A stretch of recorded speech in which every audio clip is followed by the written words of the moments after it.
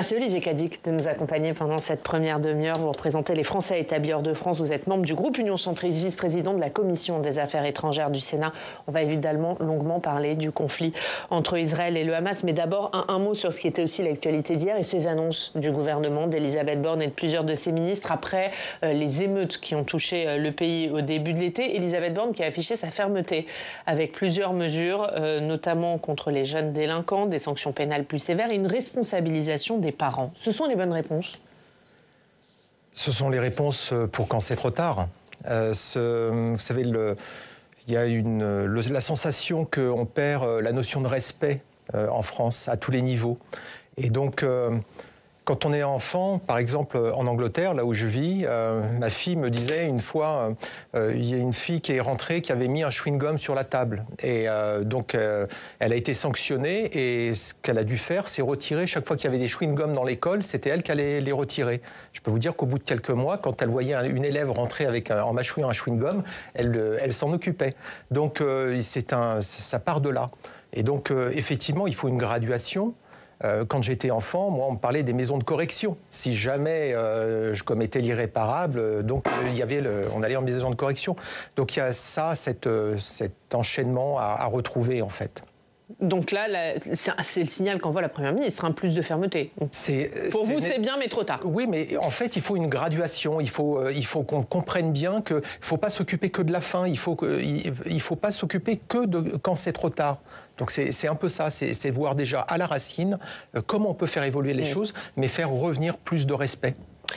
On va parler du conflit entre Israël et le Hamas. On parle du Conseil européen dans quelques secondes. Mais d'abord, on l'a vu, ce nouveau bilan du Quai d'Orsay qui a été donné hier. 35 Français qui ont été tués, 9 qui sont toujours portés disparus, dont certains qui sont otages. Est-ce que vous avez des nouvelles? Est-ce que vous avez plus d'informations sur le sort des Français? Non, nous sommes évidemment comme tout le monde. Nous savons que le gouvernement fait le maximum, que c'est sa priorité, donc la libération des otages. Je crois que c'est important, c'est de dire aux familles que tout est entrepris auprès de toutes les personnes et puis les gouvernements qui sont en capacité de parler au Hamas pour essayer de leur faire, non pas rendre raison, mais c'est insupportable cette Qui sont lesquels? Avec qui parle la France aujourd'hui? Ça, c'est au niveau de l'exécutif, c'est au niveau de la diplomatie. Donc, je pense que tout le monde le sait. Et donc, avec le Qatar, on imagine. Avec, évidemment, le Qatar, qui a quand même été assez performant dans le domaine. Il faut discuter avec le Qatar, on n'a pas le choix, il n'y a pas d'autre solution. Et, bien sûr, c'est nécessaire. Si le Qatar peut réussir à... Je dirais, tous ceux qui peuvent concourir à la libération des otages doivent être sollicités. On va parler de ce qui s'est passé hier à Bruxelles, où les 27 dirigeants européens étaient réunis, au cours duquel il a évidemment longuement été question de ce conflit entre Israël et le Hamas. Samia Dechir nous rejoint pour en parler.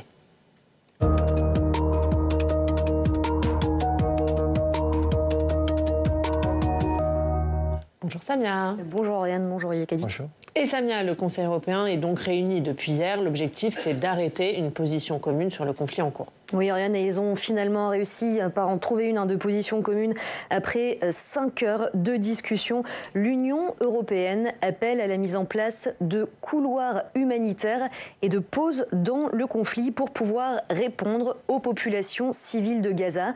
Elle demande un accès humanitaire continu, rapide et sécurisé pour aider ceux qui en ont besoin par tous les moyens nécessaires. Ceux qui en ont besoin, ce sont donc les civils de l'enclave palestinienne qui, je rappelle, est toujours sous blocus quasi total depuis l'attaque du Hamas le 7 octobre sur Israël.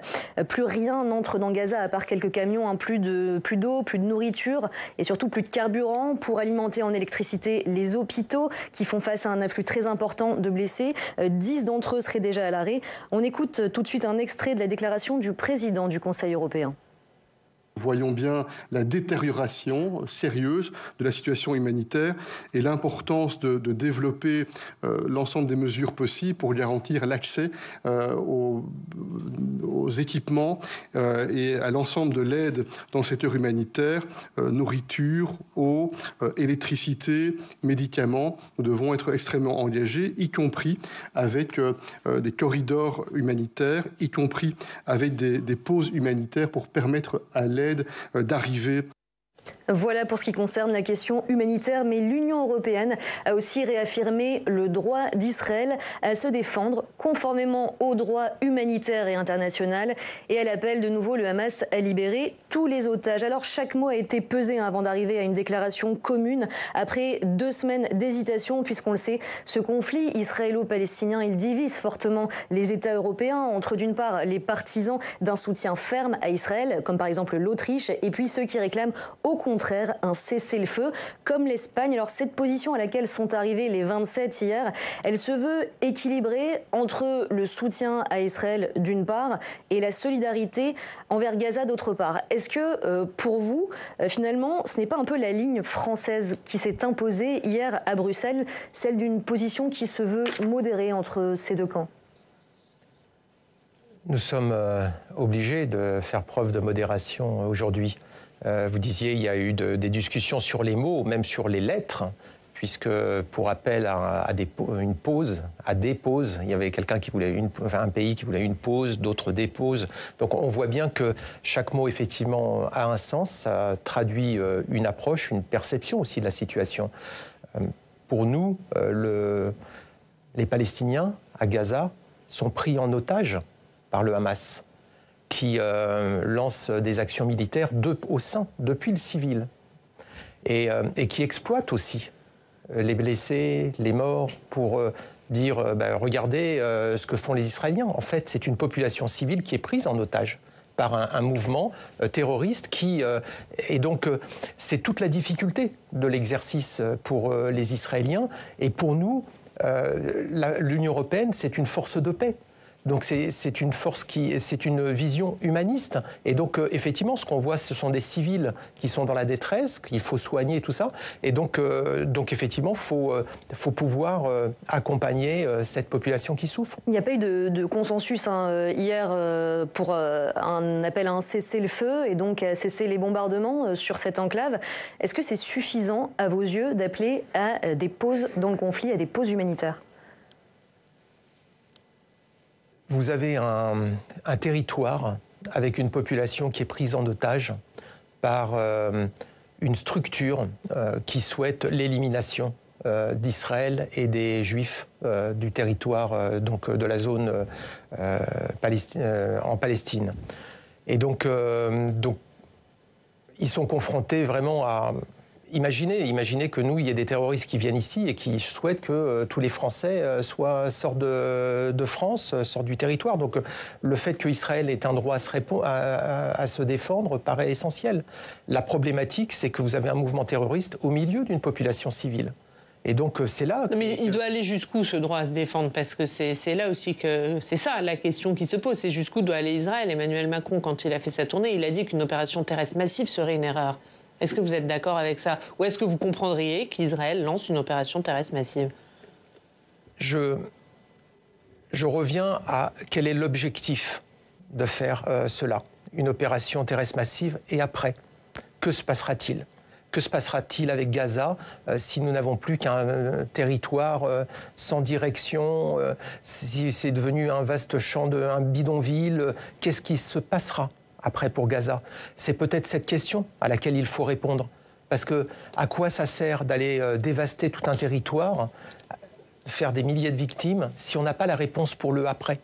C'est ça qui est fondamental aujourd'hui. Donc il ne faut pas la lancer. Donc aujourd'hui, je pense qu'il faut, c'est ce qu'a voulu faire Emmanuel Macron, c'est d'abord de faire en sorte qu'il y ait une réponse collective face au terrorisme, pour pouvoir justement ensemble ne pas laisser Israël seul. Ce qu'il a voulu faire avec sa coalition anti-Hamas. C'était une proposition effectivement. C'est une bonne idée pour vous? Comprendre, oui, parce que ça fait comprendre que le Hamas est une organisation terroriste et qu'il faut le traiter comme tel. Et pour les populations, il ne faut pas qu'elles en souffrent. Enfin, qu'elles en souffrent le moins possible, mais comprendre que la population palestinienne est prise en otage par le Hamas aujourd'hui. C'est ça la réalité. Et Emmanuel Macron, pour vous, il a réussi sa tournée en Israël, en Cisjordanie, en Jordanie, en Égypte. Il a fait ce qu'il fallait faire? Je crois qu'il a fait entendre une voix de la France indépendante. Qui porte encore aujourd'hui la voix de la France? La voix de la France porte, puisque tout le monde en parle. Après, évidemment, on peut gêner les grandes puissances quand vous avez une voix indépendante et que vous n'êtes pas forcément dans la ligne d'un tel ou d'un tel. Rappelez-vous, en 2003, quand la France s'est opposée à la guerre en Irak, qu'est-ce qu'on n'a pas entendu ? Donc la France, encore aujourd'hui, quand elle propose de nouvelles initiatives, ça oblige un petit peu à faire réfléchir. Et je crois que ne pas laisser Israël seul, mais que la communauté internationale essaye de trouver les moyens, comprenne que ce qui est en jeu pour les Israéliens, c'est quand même leur droit à exister. Il est nié. Hier, je donnais une interview sur une télé au Moyen-Orient. Ce droit à exister était nié aux Israéliens. Il faut voir en fait à quoi ils sont confrontés. Donc c'est un combat pour leur survie. Donc ils ont droit à cet État, il est défini, l'État d'Israël. Le Hamas ne les reconnaît pas. Et donc c'est un vrai enjeu. Et mais est-ce que la solution à deux États qui est prônée Emmanuel Macron, puisque c'est la position de la France d'une solution à deux États, est-ce qu'en l'état actuel des choses, elle est possible ? Il faut la construire. Mais c'est le moment ? Mais évidemment, puisque c'est l'objectif que l'on veut atteindre. Quel objectif voulons-nous atteindre aujourd'hui ? Si c'est faire de Gaza un champ de ruines, et après, le problème restera entier.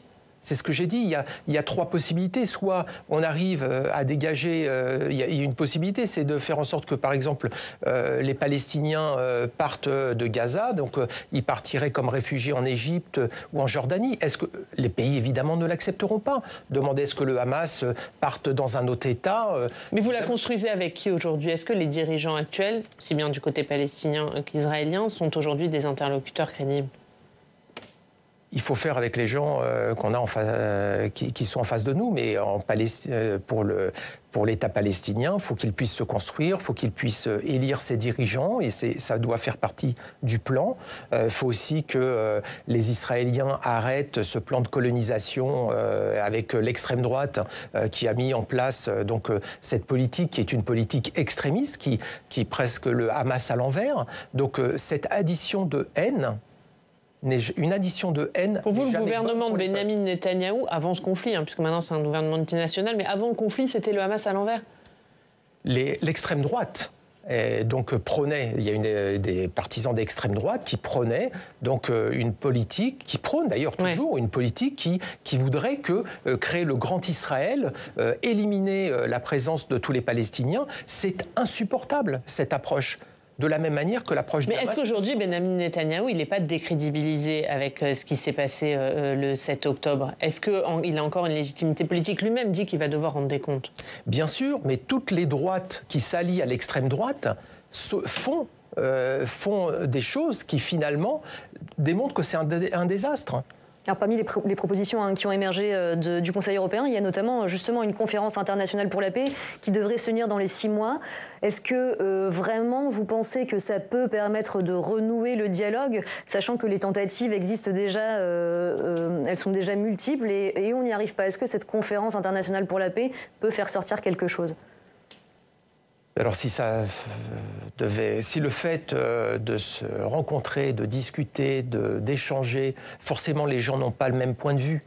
On parle de situations entre certains qui ont des positions extrêmes. Donc si on retire les extrêmes, si on est avec des gens de bonne volonté pour construire une solution qui permette de vivre dans la paix et dans le respect de chacun, oui, c'est nécessaire, on ne peut que passer par là. Ça commence par s'arrêter, discuter, échanger. Les points de vue sont différents, il faut apprendre à écouter l'autre. Ça nous renvoie au début de l'émission où on parlait de respect. Donc, mais est-ce qu'on n'en est pas là aujourd'hui parce que la communauté internationale, ces dernières années, elle a un peu renoncé à chercher une solution ? Mais nous l'avions dit dans un rapport du Sénat qui a été publié au mois de décembre. Et comme je l'ai rappelé à la tribune mardi, nous avons eu moult articles qui expliquaient depuis le début de l'année ce qui allait se passer, que l'irréparable allait arriver. Donc pour vous, ce n'était pas une surprise ce qui s'est passé le 7 octobre ? C'est ce que j'ai expliqué à la tribune. Tout le monde le voyait venir et avait dit qu'on allait aller vers une explosion. Et nous y sommes aujourd'hui. Et donc, il y a un moment... Mais il y avait d'autres choix. Qui pouvait mener ce dialogue ? Est-ce qu'il y avait un leader international qui pouvait œuvrer pour que ce dialogue se fasse et pour que ce dialogue aboutisse ? Mais je crois que on le voit dans le rapport, c'est-à-dire que les gens ont essayé de contourner, essayer de faire en sorte que cette situation, cette solution à 2 États, beaucoup n'y croyaient plus, ne voulaient plus en parler. Ceci étant, on poussait les Palestiniens au désespoir, une jeunesse palestinienne au désespoir. Et donc on ne répond pas à la problématique des gens qui sont concernés. Et c'est ça, on y revient donc. On n'est pas allé jusqu'au bout. Il y a un processus qui était accepté, il y avait Oslo. Effectivement, Yitzhak Rabin a été assassiné par un militant d'extrême droite qui, quelque part, a fait réussir la politique d'extrême droite, puisqu'il a finalement empêché cette création d'un 2e État, d'un État palestinien. Donc il faut arriver à ce résultat. Et si on ne se pose pas la question avant d'agir sur l'objectif ultime, alors on va vers l'inconnu. Et je ne crois pas, effectivement, qu'on arrivera à une bonne solution. Samia, hier à Bruxelles, il a été question d'une autre guerre, celle de l'Ukraine. Oui, l'Ukraine qui s'inquiète de voir passer la guerre qu'elle mène contre la Russie au second plan.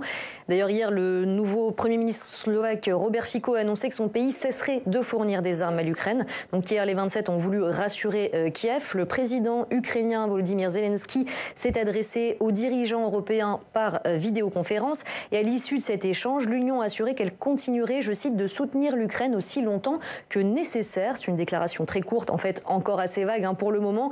Mais on aura peut-être davantage de détails aujourd'hui puisque le Conseil européen, il se poursuit ce vendredi. Les dirigeants vont continuer à discuter et sans doute affiner leur position tant sur l'Ukraine que sur le conflit entre Israël et le Hamas. Ouais, Olivier Cadic, elle est légitime, cette inquiétude de certains de voir passer le conflit, la guerre en Ukraine au second plan? Effectivement, quand vous voyez que tout d'un coup, la guerre en Ukraine qui était au quotidien sur nos écrans de télévision commence à être reléguée en deuxième partie ou que parfois même plus mentionnée puisque l'actualité est très, très importante avec ce qui se passe donc, en Israël. C'était le risque, je l'avais dit d'ailleurs en début d'année, d'une escalade. C'était un scénario possible. Il y en a d'autres, malheureusement. Il y a d'autres foyers de tension dont on ne parle pas en ce moment, qui sont dans la mer de Chine méridionale, où la Chine commet des actes maintenant de, militaires, même vis-à-vis d'un avion canadien, vis-à-vis des bateaux philippins. Donc on sent la tension aussi monter très fortement. Mais est-ce que ce qui se passe en Israël, ça profite à la Russie, selon vous? La Russie jubile, oui, effectivement, de cette situation, effectivement. Donc ça affaiblit l'Ukraine dans sa guerre? Ça n'affaiblit pas l'Ukraine. La Russie peut essayer de faire un parallèle. Et donc, c'est en ce sens-là que ça les renforce quelque part. Mais en tout état de cause, les Ukrainiens se battent. Je suis convaincu qu'ils vont gagner cette guerre et ils vont libérer leur territoire. Merci Samia. À tout à l'heure. À tout à l'heure. On va parler de la loi immigration avec vous. On reviendra sur le feuilleton politique de la semaine. Exactement, ce sera à suivre. On va voir l'actualité dans nos régions avec la presse régionale. On va à Guéret, dans la Creuse. On retrouve Éric Donzé. Bonjour Éric, merci beaucoup d'être avec nous, directeur éditorial du journal La Montagne dans la Creuse. Tout autre sujet dont on va parler avec vous, mais c'est un sujet dont il a été beaucoup question au Sénat cette semaine, c'est la question des déserts médicaux. Vous vouliez nous parler d'une initiative unique en France. Oui, c'est une expérimentation qui s'appelle les médecins solidaires. Ça a été lancé par le docteur Martial Jardel et une association qui est fait parler d'elle à travers le pays qui s'appelle Bouge ton coq. Et aujourd'hui, on la retrouve sur les déserts médicaux, mais elle a travaillé aussi, par exemple, sur le réveil des commerces ou des bistrots dans la ruralité. L'idée, elle est toute simple. Agen, c'est une petite commune à côté de Guéret qui n'avait plus de médecins depuis des mois, en vérité. Ils ont lancé un appel à l'aide. Le maire a lancé cet appel à l'aide. Le docteur Martial Jardel a répondu. Son idée, elle est vraiment toute bête, c'est de mobiliser des médecins à travers toute la France pour qu'ils viennent faire des vacations de quelques jours, de quelques semaines à Agen. Et c'est ainsi que cette petite commune qui n'avait plus de médecins s'est retrouvée avec 50 médecins qui ont assuré une permanence, qui a permis à 1200 patients de retrouver un médecin traitant. Et l'urgence est toujours là, car autour des médecins partent à la retraite, des médecins creusois, et 4 à 5 000 patients vont se retrouver sans généraliste. Donc l'expérimentation doit se poursuivre. D'ailleurs, Elle s'est développée. Un second village qui s'appelle Bellegarde-en-Marche en Creuse a été équipé de ce même centre de santé avec des médecins solidaires. Aujourd'hui, ils sont 200 à travers toute la France à venir en Creuse pour assurer des consultations. C'est une expérimentation qui est suivie par le ministère de la Santé par le biais de l'Agence régionale de santé de Nouvelle-Aquitaine à Bordeaux, qui intéresse beaucoup et qui pourrait être généralisée. Ainsi, le docteur Jardel nous explique que si 10% des médecins généralistes français décidaient de se faire médecins solidaires, c'est-à-dire 7000 médecins, ils pourraient ouvrir 150 centres de médecins solidaires à travers le pays. Donc, ça serait une vraie solution innovante. Éric, vous avez une question pour Olivier Cadic. Oui, Olivier Cadic, vous êtes sénateur des Français de l'étranger. Alors, est-ce que le désert médical, c'est un mal français ou est-ce que c'est un problème global? Et est-ce que vous avez vu à l'étranger des solutions qui pourraient intéresser notre pays et notre Creuse? Écoutez, en tout cas, je salue cette initiative et qui démontre bien le caractère de fraternité républicain, donc de s'allier pour trouver des solutions. C'est très encourageant, je vais vous dire, de voir cette approche quand les gens réfléchissent comme ça. Moi, ce que je connais, effectivement, c'est du Royaume-Uni, de là où je vis. C'est un système médical, une organisation très différente où les médecins généralistes sont salariés. Et effectivement, travaille comme ça en pool.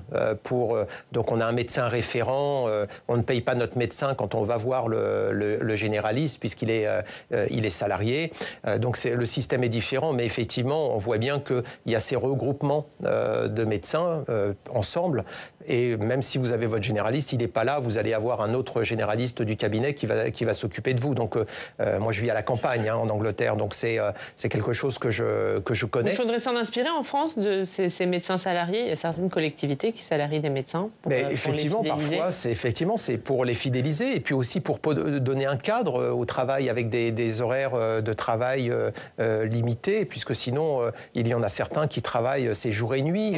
Les médecins de campagne de notre jeunesse étaient là en permanence, prêts à intervenir, prendre la voiture dès qu'il y avait quelqu'un qui avait une difficulté. Donc sinon, vous avez le développement médical de chaque pays, du système de soins. Et je peux vous dire que la France fait partie quand même des pays les mieux dotés. Et j'aimerais que souvent on dise plutôt du bien du système dont nous bénéficions plutôt que de tout le temps le critiquer, parce que dès qu'on sort, moi encore une fois je voyage beaucoup, il y a des endroits, je visite des hôpitaux et je me dis je préférerais ne pas me réveiller là s'il m'arrivait un problème, parce que effectivement on voit bien que sanitaire les gens font comme ils peuvent avec les moyens dont ils disposent, mais en France nous avons un des meilleurs systèmes de santé, ça c'est sûr. Éric Donzé, c'est bon, vous avez votre réponse ? Exactement, c'est une réponse qui est intéressante, même si le salariat existe aussi en France et qu'il a aussi ses problèmes de recrutement. Merci Éric. On regarde la une de La Montagne. Médecins solidaires, la recette fonctionne et vous nous l'avez montré ce matin. Merci Éric Donzé d'avoir été avec nous. Merci beaucoup. On vous retrouve évidemment très vite dans cette émission. Merci Olivier Cadic. Merci d'avoir été notre invité pendant cette première demi-heure. On continuera évidemment à suivre ce conflit entre Israël et le Hamas et à en parler dans cette émission. Et on suivra ce qui se passe au Sénat là-dessus. Merci d'avoir été notre invité. Dans 20 minutes dans le Club des Territoires, on reviendra sur une autre actualité. Les annonces d'Elisabeth Borne qui a présenté hier son plan anti-émeute placé sous le signe de la fermeté. On va en discuter et on en parle tout de suite avec notre invité. C'est le maire de Grigny, Philippe Rio, qui nous rejoint.